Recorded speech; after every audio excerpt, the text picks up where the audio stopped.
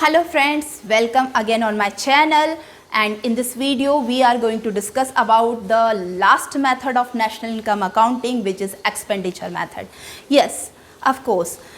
First chapter जो था वहाँ पर हमने पढ़ा था कि इनकम जो होती है उसके सर्कुलर फ्लो ऑफ इनकम में हमने पढ़ा था कि 3 फेजेस होते हैं. फर्स्ट फेज पे जहाँ इनकम जनरेट होती है, तो इनकम जनरेट तब होती है जब प्रोडक्शन होता है. तो पहली मेथड थी आपकी प्रोडक्शन मेथड. तो या तो आप फर्स्ट फेज पे जाके इनकम को कैच कर लो, पकड़ लो, national income identify first phase पे कर लो, जिसको हम बोलते हैं वैल्यू एडेड मेथड या प्रोडक्शन मेथड.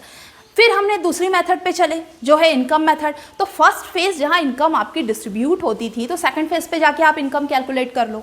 या तो आपके पास जो इनकम डिस्ट्रीब्यूट होकर आपके पास जो इनकम रिसीव हुई है, फाइनली आप क्या करने वाले हैं उस इनकम का, फाइनली आप उसका एक्सपेंडिचर करने वाले हैं. ओके तो एक्सपेंडिचर मेथड में थर्ड फेज जो होता है इनकम का, जहाँ पे इनकम का डिस्पोजिशन होता है, जहाँ पे इनकम का एक्सपेंडिचर होने वाला है. तो हम क्या करें कि थर्ड फेज पे जाके इनकम को कैच कर लें, नेशनल इनकम को आइडेंटिफाई कर लें. तो ये वही मेथड है, third method and last method expenditure method, जहाँ पर हम ये देखने वाले हैं कि नेशनल इनकम को हम जो है एग्रीगेट एक्सपेंडिचर से कैसे कैलकुलेट कर सकते हैं. According to this method national income is estimated in term of expenditure on the purchase of final goods and services produced in the economy during in an accounting year. किसी भी economy में, एक accounting year में जितनी भी goods और services का final goods और सर्विसेज का प्रोडक्शन हुआ है, उनको खरीदने के लिए आपने जो एक्सपेंडिचर करा है, उस एक्सपेंडिचर को हम सम अप कर दें तो हमें क्या मिल जाएगा. यहाँ पर हमें मिल जाएगा जीडीपी एट एमपी. ठीक है, क्या मिलने वाला है, जीडीपी एट एमपी आपको मिल जाएगा. और जीडीपी एट एमपी जब आपको मिल जाएगा तो आप उससे नेशनल इनकम बना लेंगे. तो ये मेथड बहुत इजी होने वाली है. खास तौर पे ये मेथड इसीलिए इजी होने वाली है क्योंकि कहीं ना कहीं जब आपने पढ़ा था कि एक इकोनॉमी के कितने सेक्टर होते हैं, पहला सेक्टर आपने पढ़ा था हाउस होल्ड सेक्टर, दूसरा आपने पढ़ा था फर्म, तीसरा आपने पढ़ा था गवर्नमेंट, और चौथा आपने पढ़ा था आरओडब्ल्यू. अगर आपको वो सेक्टर्स याद हैं तो इस मेथड में आपको ज़्यादा मेहनत करने की ज़रूरत नहीं है. चलिए मैं आपको रिकॉल करवा देती हूँ वो चारों सेक्टर. तो पहला जो सेक्टर था आपका, इसको मैं हटा देती हूँ यहाँ से. पहला सेक्टर था आपका house hold sector. House hold sector जो था वो डबल रोल प्ले करता था. आपको याद होगा, वन साइड हाउस होल्ड क्या है, कंज्यूमर है. वन साइड हाउस होल्ड क्या है, कंज्यूमर है गुड्स और सर्विसेज का, जिसका प्रोडक्शन कौन कर रहा है, फर्म कर रहा है. अदर साइड हाउस होल्ड है owner of factor of production. Okay तो owner of factor of production है, तो जब फर्म को ज़रूरत लग रही है प्रोडक्शन करने की तो वो क्या कर रहे हैं, फैक्टर को हायर कर रहे हैं. ठीक है, तो जब वो फैक्टर को हायर कर रहा है तो प्रोड्यूसर खर्चा कर रहा है, हायर करेगा तो खर्चा तो होगा ना. इसी तरीके से ये दो सेक्टर फिर से रिकॉल करा रही हूँ, देख लीजिए. हाउस होल्ड फर्स्ट सेक्टर हम कह सकते हैं हाउस होल्ड. ओके तो हाउस होल्ड जो होते हैं वो एक तरफ तो कौन होते हैं, ऑनर होते हैं फैक्टर ऑफ प्रोडक्शन के, दूसरी तरफ की क्या होते हैं, कंज्यूमर होते हैं. ये जो कंजम्पशन करते हैं, हाउस होल्ड जो कंजम्पशन करते हैं वो फाइनल एक्सपेंडिचर ही होता है. हाउस होल्ड जो एक्सपेंडिचर करते हैं वो फाइनल गुड्स और सर्विसेज पे ही करते हैं, तो ही तो वो हाउस होल्ड हैं. अगर वो फाइनल गुड्स और सर्विसेज पे एक्सपेंडिचर नहीं करके इंटरमीडिएट पे करते तो इसका मतलब उसमें वैल्यू एडिशन करने वाले हैं, और वैल्यू एडिशन करने वाला है वो हाउस होल्ड नहीं होता, वो होता है प्रोड्यूसिंग सेक्टर. तो दूसरा हम आ जाते हैं फर्म या प्रोड्यूसिंग सेक्टर. ये जो फर्म होती है इसको प्रोडक्शन करने के लिए क्या करना पड़ता है, हायर करना पड़ता है फैक्टर ऑफ प्रोडक्शन को. और जब हायर करते हैं तो हायर करने के लिए कॉस्ट लगती है, तो कॉस्ट क्या है, एक्सपेंडिचर है. तो यहाँ पे जब हायर करता है ये सेक्टर तो इसका जो ये एक्सपेंडिचर करता है उसको हम इन्वेस्टमेंट कहेंगे. क्या कहेंगे, जो फर्म जो एक्सपेंडिचर कर रही है उसका एक्सपेंडिचर इन्वेस्टमेंट कहलाता है. जबकि हाउस होल्ड जो एक्सपेंडिचर कर रहे हैं इसका एक्सपेंडिचर जो होता है वो कंजम्पशन के लिए होता है, और फर्म जो खर्चा कर रही है उसका खर्चा जो है इन्वेस्टमेंट कहलाता है. Okay now government sector. अब गवर्नमेंट जो है जो एक्सपेंडिचर करती है वो दो तरह का होती है. गवर्नमेंट कंजम्पशन के लिए भी एक्सपेंडिचर करती है और गवर्नमेंट इन्वेस्टमेंट के लिए भी एक्सपेंडिचर करती है. सपोज करो गवर्नमेंट को अपने एडमिनिस्ट्रेटिव सर्विसेज को चलाने के लिए, अपने लॉ और ऑर्डर को मेंटेन करने के लिए जो पैसा खर्च करना पड़ता है वो उसका कंजम्पशन एक्सपेंडिचर होता है. लेकिन गवर्नमेंट जब कहीं फ्लाईओवर बनाती है, ब्रिज बनाती है, जहाँ से फ्यूचर में इनकम जनरेट होती है, तो इसको हम उसका गवर्नमेंट का जो है इन्वेस्टमेंट करेंगे. तो गवर्नमेंट जो होता है वो C+I दोनों करता है और इज इक्वल टू G होता है. तो ये गवर्नमेंट का एक्सपेंडिचर होता है, ठीक है। तीसरा सेक्टर जानने के बाद अब हम जानते हैं कि आजकल जो we are living in the age of globalisation, and in the age of globalisation each and every country is maintaining trade relationship with other countries. तो हमारा जो फोर्थ सेक्टर है वो है ROW, rest of the world, ROW, ये आ गया fourth sector ROW। अब इस ROW के साथ हमारा क्या है, हम एक्सपोर्ट भी करेंगे और हम इंपोर्ट भी करेंगे, ओके। अगर आपने इंपोर्ट करा, सपोज करो मुझे कोई जो है कोई परफ्यूम पसंद है जो मेरी कंट्री का नहीं है, बाहर का है, तो मैंने इनकम जो है वो अर्न की अपनी कंट्री में, लेकिन एक्सपेंडिचर कर दिया बाहर, ठीक है। तो इसको मैं क्या कर दूंगी, इस एक्सपेंडिचर को मैं क्या कर दूंगी, डिडक्ट कर दूंगी, क्योंकि वो तो मेरे देश के बाहर चला गया ना, क्योंकि मैंने इंपोर्ट किया तो पैसा देश के बाहर गया। इसी तरीके से जब मैंने किसी चीज़ का एक्सपोर्ट किया, मेरी कंट्री से किसी चीज़ का एक्सपोर्ट हुआ, तो मेरी कंट्री के प्रोडक्ट की डिमांड दूसरी कंट्री में जनरेट हुई, तो उन लोगों ने एक्सपेंडिचर किया, तो एक्सपेंडिचर का पैसा मेरी कंट्री में आया। तो X minus M, export minus import जब हम करते हैं तो हमें मिलता है नेट एक्सपोर्ट। हमें क्या चाहिए, नेट एक्सपोर्ट चाहिए। यहाँ से हमें चाहिए C, यहाँ से हमें चाहिए C, यहाँ से हमें चाहिए I, यहाँ से हमें चाहिए G जो कि C+I है, और यहाँ से हमें चाहिए नेट एक्सपोर्ट जो कि X माइनस M है।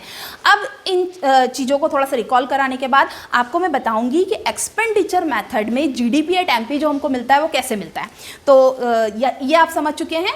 ये फोर सेक्टर अगर आपको याद है तो बहुत अच्छी बात है, वरना जो GDP एट MP हमको एक्सपेंडिचर में मिलता है उसका एक फॉर्मूला होता है, हमको मिलने वाला है gross domestic product at market price.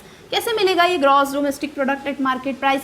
सबसे पहले हमें चाहिए प्राइवेट फाइनल कंजम्पशन एक्सपेंडिचर, ये मैं यहाँ शॉर्ट में लिख रही हूँ, आप इसको देख लीजिएगा। Private final consumption expenditure, private final consumption expenditure, private sector का जो फाइनल कंजम्पशन एक्सपेंडिचर है उसको हम यहाँ पर लेंगे। दूसरा हम लेंगे government final consumption expenditure, government जो फाइनल कंजम्पशन एक्सपेंडिचर करती है उसको हम यहाँ पर लेने वाले हैं। तीसरा हम लेंगे gross domestic capital formation, gross domestic capital formation. अब यहाँ पे कैपिटल फॉर्मेशन आपको याद होगा कि जब हमने देखा था कि जब हम मशीनरी परचेस करते हैं, इक्विपमेंट परचेस करते हैं, उस पर जो एक्सपेंडिचर करते हैं उसको हमेशा फाइनल एक्सपेंडिचर हम मानते हैं, उसको इंटरमीडिएट एक्सपेंडिचर नहीं मानते। जबकि हम जानते हैं कि मशीनरी से आगे जाके प्रोडक्शन होने वाला है, प्रोडक्शन होने वाला है, लेकिन फिर भी प्रोड्यूसर जो मशीनरी परचेस करता है उसको कभी भी हम जो है इंटरमीडिएट नहीं मानते थे। तो यहाँ पे चाहे वो गवर्नमेंट जो है वो कैपिटल फॉर्मेशन के लिए एक्सपेंडिचर कर रही है, चाहे प्राइवेट सेक्टर कर रहा है, लेकिन एक कंट्री में जो ग्रॉस डोमेस्टिक कैपिटल फॉर्मेशन हो रहा है वो थर्ड कॉलम में यहाँ पे जा रहा है। फिर उसके बाद आपका आता है X minus M, export minus import, इसको आप नेट एक्सपोर्ट भी लिख सकते हैं। जब आप इन चारों को प्लस कर लेते हैं, private final consumption expenditure, government final consumption expenditure, gross domestic capital formation और X माइनस M जब आप कर लेते हैं तो आपको मिल जाता है GDP एट MP। अब इसको थोड़ा और डिटेल में हम समझते हैं, ठीक है। प्राइवेट फाइनल कंजम्पशन एक्सपेंडिचर तो आप समझ ही गए हैं कि प्राइवेट सेक्टर जो फाइनल, एक बार मैं हट जाती हूँ, आप और अच्छे से देख लीजिए। प्राइवेट फाइनल कंजम्पशन एक्सपेंडिचर वो एक्सपेंडिचर है जो प्राइवेट सेक्टर कर रहा है और फाइनल गुड्स और सर्विसेज पे कर रहा है। दूसरा आप देख रहे हैं गवर्नमेंट फाइनल कंजम्पशन एक्सपेंडिचर जो गवर्नमेंट कर रही है। तीसरा जहाँ खास आपको ध्यान देने की ज़रूरत है वो है आपका ग्रॉस डोमेस्टिक कैपिटल फॉर्मेशन। इसके जो है वो दो पार्ट होते हैं, इसके दो पार्ट होते हैं जो आप यहाँ पे समझेंगे। एक होता है ग्रॉस फिक्स कैपिटल फॉर्मेशन, ये जो ग्रॉस डोमेस्टिक कैपिटल फॉर्मेशन है इसके दो पार्ट होते हैं। एक क्या हो जाता है जो आपका ग्रॉस फिक्स, जो फिक्स्ड कैपिटल फॉर्मेशन है, ठीक है, ये ग्रॉस फिक्स। और ये आपको कंसेप्ट याद होगी इन्वेंट्री वाली, डेल स्टॉक वाली, ठीक है, इन्वेंट्री वाली डेल स्टॉक वाली कंसेप्ट आपको याद होगी।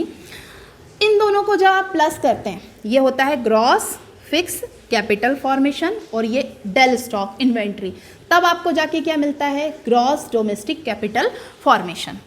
अब फिक्स कैपिटल फॉर्मेशन और इन्वेंट्री में डिफरेंस यहाँ पर हम समझने की कोशिश करेंगे कि फिक्स कैपिटल फॉर्मेशन क्या होता है। फिक्स कैपिटल फॉर्मेशन में ऐसा एक्सपेंडिचर, चाहे वो हाउस होल्ड करे, चाहे वो गवर्नमेंट करे, चाहे वो प्रोड्यूसिंग सेक्टर करे, ऐसा कोई सा भी एक्सपेंडिचर जो कि कंस्ट्रक्शन पे किया जाता है, चाहे वो बिल्डिंग का कंस्ट्रक्शन हो या कोई हाउस परचेस किया हो या कोई बिल्डिंग परचेस की हो या कोई बिल्डिंग का जो है आपने अपने मतलब परचेस कर लिया हो, सीधी सीधी बात है। तो इस तरह का कंस्ट्रक्शन जिसको हम कह सकते हैं कंस्ट्रक्शन वर्क, वो सब किस में आ जाएगा? ग्रॉस फिक्स कैपिटल फॉर्मेशन में, क्योंकि इसका नेचर फिक्स है। फिक्स नेचर के कारण हम किस में ले लेंगे? Gross fix capital formation. और दूसरा जो है वो डेल स्टॉक। डेल स्टॉक में क्या होता है? डेल स्टॉक का मतलब आपने कोई इन्वेंट्री परचेस किया, आपने कोई इंटरमीडिएट कंजम्पशन के लिए आपने क्या किया, कोई रॉ मटेरियल वगैरह परचेस किया, लेकिन उस रॉ मटेरियल को आप सेम अकाउंटिंग ईयर में जो है फिनिश प्रोडक्ट में चेंज नहीं कर पाए, या तो आपका फिनिश प्रोडक्ट बन गया उसको आप बेच नहीं पाए, या कोई प्रोडक्ट आधा ही बना पूरा बना ही नहीं अकाउंटिंग ईयर में, तो ऐसे माल को, ऐसे स्टॉक को आप क्या ट्रीट करेंगे? वो अगले साल, हम ये तो नहीं कह सकते उसका कोई एग्जिस्टेंस ही नहीं है, वो प्रोडक्शन हुआ ही नहीं, ऐसा तो नहीं कह सकते। ऐसे जो है माल को जो नेक्स्ट ईयर में जो डेल स्टॉक की कंसेप्ट से जाता है, आपने पढ़ चुके हैं वैल्यू एडेड मेथड में क्लोजिंग माइनस ओपनिंग करके, वही डेल स्टॉक का कंसेप्ट यहाँ है। तो ये डेल स्टॉक को फिक्स कैपिटल फॉर्मेशन के साथ जब आप प्लस कर लेते हैं तो आपको ग्रॉस डोमेस्टिक कैपिटल फॉर्मेशन जो है वो मिल जाता है। और लास्ट वन है जो आपका एक्स माइनस एम है। इसी कंसेप्ट को और ज़्यादा डिटेल से पढ़ते हैं, और ज़्यादा डिटेल से पढ़ने के साथ साथ हम ये देख लेते हैं कि ये मेथड आगे हमारे लिए कितनी ईजी होने वाली है, क्या क्या स्टेप्स हमको यहाँ पर फॉलो करने वाले हैं। तो आइए देखते हैं। यस, आप देख सकते हैं यहाँ पर ग्रॉस डोमेस्टिक कैपिटल फॉर्मेशन जो है इसको थोड़ा सा और डीप में यहाँ पे समझाया गया है। ग्रॉस डोमेस्टिक कैपिटल फॉर्मेशन के पहला पार्ट जो हमने देखा था gross fix capital formation. Gross fix capital formation वो जो है एक हाउस होल्ड भी करता है, वो एक फर्म भी करती है और वो गवर्नमेंट भी करता है। तो पहले हम देख लेते हैं कि एक फर्म किस तरीके से करती है। जब कोई फर्म जैसे ग्रॉस बिजनेस फिक्स इन्वेस्टमेंट, जब भी कोई फर्म कोई फिक्स इन्वेस्टमेंट करती है, फिक्स इन्वेस्टमेंट आप अच्छे से जानते हैं, फिक्स इन्वेस्टमेंट करने का मतलब है कोई मशीनरी परचेस करती है या कोई बिल्डिंग परचेस करती है, तो वो फिक्स इन्वेस्टमेंट करती है, तो उसको हम कहाँ लेते हैं? फिक्स कैपिटल फॉर्मेशन में लेते हैं, जो कि एक फर्म कर रही है। अब हाउस होल्ड कैसे करता है? हाउस होल्ड जो है वो ग्रॉस रेसिडेंशियल कंस्ट्रक्शन इन्वेस्टमेंट, जब भी कोई रेसिडेंशियल है या हाउस होल्ड सेक्टर की हम बात कर रहे हैं, कोई हाउस होल्ड ये घर खरीदता है या कंस्ट्रक्शन करवाता है, तो वो भी किसका पार्ट हो जाएगा? फिक्स कैपिटल फॉर्मेशन का पार्ट हो जाएगा। तीसरा, गवर्नमेंट किस तरीके से करती है? जब भी गवर्नमेंट कोई पब्लिक इन्वेस्टमेंट करती है, पब्लिक इन्वेस्टमेंट करती है तो उसको भी हम किस में लेते हैं? फिक्स कैपिटल फॉर्मेशन में लेते हैं, जैसे फ्लाईओवर बनाना, ब्रिज बनाना, या इस तरीके की चीज़ें इसमें इंक्लूड करते हैं। तो ये हो गया आपका ग्रॉस डोमेस्टिक कैपिटल फॉर्मेशन का पहला पार्ट जो कि है फिक्स कैपिटल फॉर्मेशन। ओके, इसके अलावा जो सेकंड होता है वो होता है आपका जो हम इसको बोलते हैं डेल स्टॉक। यहाँ पे लिखना नहीं है, लिखना भूल गई हूँ मैं, जो कि होता है डेल स्टॉक मतलब होता है आपका क्लोजिंग माइनस ओपनिंग। डेल स्टॉक का कंसेप्ट भी समझाया जा चुका है कि ऐसा कोई सा भी माल जो आपका सेम अकाउंटिंग ईयर में बिका नहीं है, या सेमी फिनिश्ड है या फिनिश्ड है या रॉ मटेरियल है, जो नेक्स्ट अकाउंटिंग ईयर में इंटर करने वाला है, उसको डेल स्टॉक की कंसेप्ट से हम यहाँ पे जान लेते हैं। इतना सब जानने के बाद अब हम देखते हैं कि कौन कौन सी स्टेप्स हैं जिसको फॉलो करके हमें क्या मिल जाता है, नेशनल इनकम मिल जाती है with the help of expenditure method. बहुत इजी है। सबसे पहले प्लस कर दीजिए आप प्राइवेट फाइनल कंजम्पशन एक्सपेंडिचर, फिर प्लस कर दीजिए गवर्नमेंट फाइनल एक्सपेंडिचर, फिर आप प्लस कर दीजिए ग्रॉस डोमेस्टिक कैपिटल फॉर्मेशन, और उसमें प्लस कर दीजिए नेट एक्सपोर्ट। इन चारों चीज़ों को प्लस करने पे आपको जो मिलेगा वो मिलने वाला है जीडीपी एट एमपी। ओके, तो फिर से रिकॉल करवा देते हैं। प्राइवेट फाइनल कंजम्पशन एक्सपेंडिचर, ये अच्छा नहीं चल रहा है मार्कर, दूसरा ले लेते हैं। Private final consumption expenditure, private final consumption expenditure plus government final consumption expenditure plus gross domestic capital formation plus net export. Okay, net export को आपने प्लस कर दिया। इन चारों चीज़ों को जैसे ही आपने प्लस करा तो आपको क्या मिल गया? आपको मिल गया है GDP at MP। GDP at MP मिल गया है। चलना है NNP एट FC तक। NNP@FC। कितने एडजस्टमेंट लग रहे हैं? फर्स्ट चेयर का एडजस्टमेंट लग रहा है, यस लग रहा है। दूसरे चेयर का एडजस्टमेंट लग रहा है, यस लग रहा है। तीसरे चेयर का लग रहा है, यस लग रहा है। तो अब हम क्या करते हैं ना, जो हमको कैलकुलेट करना है वो हम इधर लिख लेते हैं, NNP रिवीजन हो रहा है एक तरीके से @FC। किससे निकालना है? GDP@NP। सबसे पहले G को N बनाने के लिए माइनस कर दो डेप, डोमेस्टिक को नेशनल बनाने के लिए प्लस कर दो NFIA, okay. And third, market price को फैक्टर कॉस्ट बनाने के लिए माइनस कर दीजिए नेट इनडायरेक्ट टैक्सेस। आपको मिल जाएगा net factor income, sorry NNP@FC।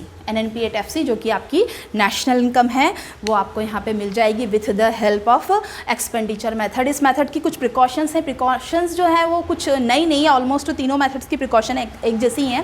पहला प्रिकॉशन इसमें है expenditure on intermediate goods will not be included. बिल्कुल वैसा ही है कि एक्सपेंडिचर जो इंटरमीडिएट गुड्स पे जो एक्सपेंडिचर किया जा रहा है उसको हम इंक्लूड नहीं करेंगे। ट्रांसफ़र पेमेंट को इंक्लूड कहीं भी नहीं कर रहे हैं। तीनों मेथड में हम ट्रांसफ़र पेमेंट को इंक्लूड नहीं कर रहे हैं, केवल फैक्टर इनकम को हम इंक्लूड करते हैं। इसका रीज़न हम अच्छे से जानते हैं। फैक्टर इनकम वही होती है जो कि एक इकोनॉमी में गुड्स और सर्विसेज के फ्लो को बढ़ाती है। ट्रांसफ़र इनकम कोई फ्लो को नहीं बढ़ाती, वो तो क्या है, ट्रांसफ़र हो जाती है एक हाथ से दूसरे हाथ में, इसलिए उसको इग्नोर किया जाता है। सेकंड हैंड गुड्स को परचेस करने पे जो एक्सपेंडिचर हुआ है उसको हम इंक्लूड नहीं करेंगे, क्योंकि एक बार उस पर एक्सपेंडिचर हो चुका है। जब वो पहली बार परचेस की जा चुकी थी, उस पर जो एक्सपेंडिचर हुआ था वो कैलकुलेट हो चुका है। अब उसका रीसेल हो रहा है तो कुछ भी यहाँ पे इंक्लूड नहीं करेंगे। और परचेस ऑफ फाइनेंशियल असेट्स, तीनों मेथड की तरह यहाँ पे भी फाइनेंशियल असेट्स जो परचेस करते हैं उस पे जो एक्सपेंडिचर होता है उसको हम इंक्लूड नहीं करेंगे। फाइनेंशियल असेट्स मतलब शेयर हो गए, डिबेंचर्स हो गए, इन पे आप एक्सपेंडिचर करते हैं उसको नेशनल इनकम में इंक्लूड नहीं करेंगे। फिर है expenditure on account production, okay, will be included in national income. क्यों इंक्लूड होगा ऑन अकाउंट में? क्योंकि ये इसकी इम्पोर्टेड वैल्यू है उसको हम यहाँ पे इंक्लूड कर देंगे। तो इस तरीके से आपने देखा एक्सपेंडिचर मेथड नेशनल इनकम निकालने की बहुत इजी मेथड हो गई है। अगर आप इसको कहाँ से कोरिलेट कर रहे हैं, अगर आप इसको सेक्टर ऑफ इकोनॉमी से कोरिलेट करते हैं तो आपके लिए बहुत इजी हो जाता है। सो बाय बाय। वीडियो पसंद आया हो तो लाइक कीजिए, शेयर कीजिए और चैनल को सब्सक्राइब कीजिए। Bye bye all of you.